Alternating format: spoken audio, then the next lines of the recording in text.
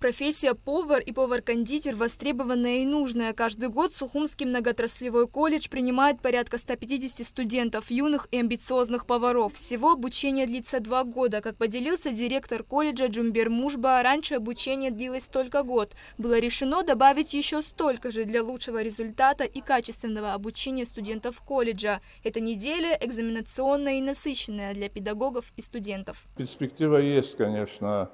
Мы уже которые заканчивают, почти 60 человек где-то трудоустроены. Уже 5-6 человек еще не определились, но все трудоустроены. Это начиная Гагра, Пицунда. Уже начинается сезон, и они трудоустроены. Они знают, куда идут. Вы сами видите, наверное, они очень заинтересованы, особенно когда там работают в лаборатории. Готовить они все хотят. Вы знаете, теории особо не скажем, не хотят, но эту практику для них это вообще...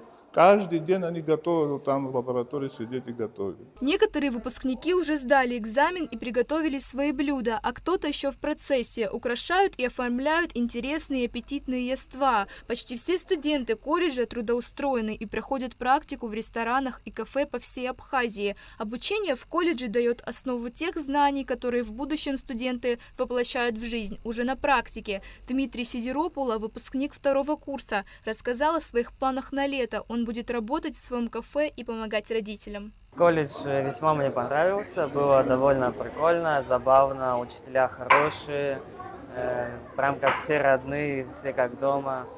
Очень в целом хорошо. Я бы еще остался. Да, всему свое время, в дальнейшем потом все равно поступлю на повышение квалификации.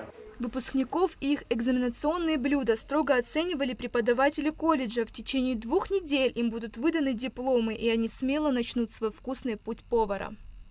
Ульяна Рожкова, Лилиан Маршан, Абхазское телевидение.